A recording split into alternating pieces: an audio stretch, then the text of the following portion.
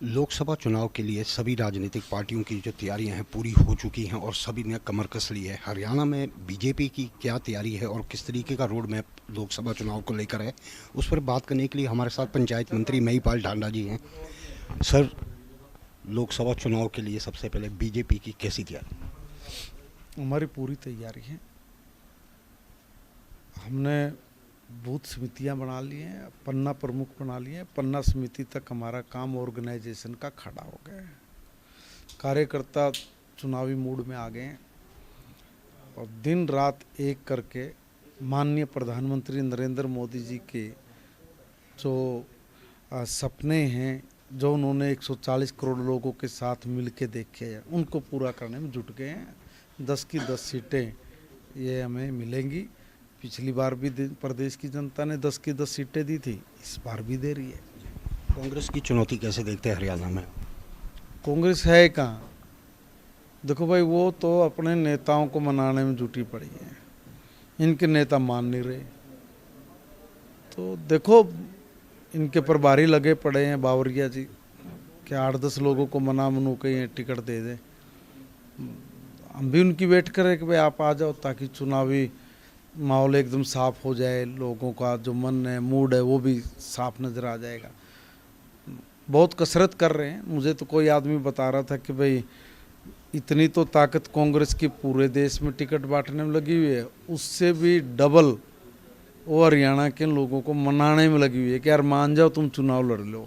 तो एक दूसरे पे कह रहे हैं तू लड़ ले, तू लड़ ले। तो कोई नहीं, देखते हैं कब तक ये अपनी मान मनोबल पूरी करके लोगों को तैयार कर सकते हैं। कांग्रेस 5 गारंटियां दे रही हैं, उन गारंटियों को कैसे देखते हैं आप? कौन भरोसा करेगा इनकी गारंटियां पे? 60 साल तक तो इन्हीं के हाथ में था राजकाज। मार दिया इस देश में, झाड़ू फेर दी इन लोगों ने, पोछा मार दिया। ये बड़ी मुश्किल से तो ये देश थोड़ा आगे बढ़ने लगा है ना, और तेजी से आगे बढ़ रहा है। अब लोग रिस्क नहीं लेंगे। उनको पता है कि भाई ये तो बोलते हैं हरियाणवी ले, यार हमारे तो पेट चिपक गए, कमर गए, एक बार राज काज ला दो भाई, पेट फूल जाएंगे।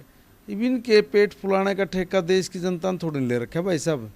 और जिन्होंने पेट फुलाए हैं ना, देख लो सारे के सारे कानूनी पचड़ों में पड़े हुए हैं।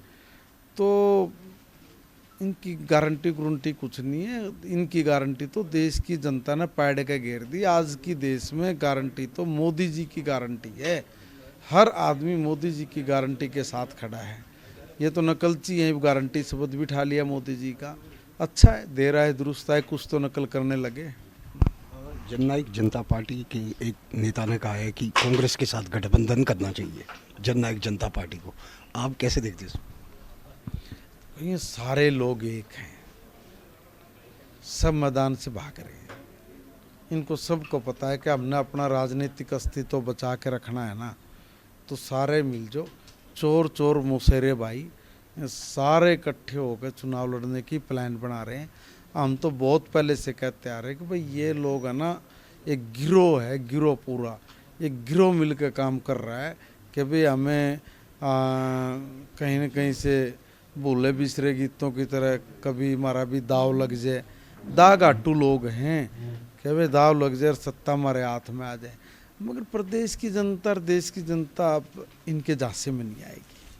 सर, अनिल विज को लेकर आज हरियाणा कांग्रेस ने एक ट्वीट किया, उनकी नाराज़गी को भुनाने की कोशिश की है उन्होंने पॉलिटिकली, आप इसे कैसे देखते हैं? उन्होंने इनके पास कोई मुद्दा ही नहीं है। अब ये चीज़ खोजते फिर रहे हैं कि भाई कहीं से हमें कुछ मिल जाए। भाई अनिल विज जी किससे नाराज़ हैं बताओ? मैं भी मिल गया था अभी। कहाँ नाराज़ हैं, किससे नाराज़ हैं? ज़बरदस्ती एक वो सेट कर रहे हैं नैरेटिव कि भाई हाँ न्यू हो जाए, थोड़ा सा लोगों में बात करने के मौके मिल जाए। आप इन चीज़ों पे फोकस कर रहे हो। कांग्रेस के नेताओं को मैं सलाह भी दे रहा हूँ कि आपने कभी ये, और जनता के बीच में भी मैं ये बात कर रहा हूँ कि भाई तुम कोई अच्छी बात भी कर लो, तुम अपना एजेंडा तो बताओ, तुम्हारा विजन क्या, वो तो देश की जनता के सामने रखो। हैं भाई अनिल विज जी रूस गए, फलाना रूठ गए, कैंडिडेट नहीं है, अरे पीछे 10 के 10 कैंडिडेट और किसके थे, हमारे तो थे। अब हमारी लोकतांत्रिक पार्टी है, कोई भी आएगा हम उसका स्वागत करते हैं, जो लायक होगा और वो टिकट भी लेकर चुनाव भी लड़ेगा। तो ये लोग इन्हीं चीज़ों में उलझ कर रह रहे हैं, ये कभी न्यू नहीं बताते कि भाई कभी अगर हमारा दाव लग जाए, बिल्ली के भागो छिक्का टूट जाए, मगर जनता तोड़े कौन है।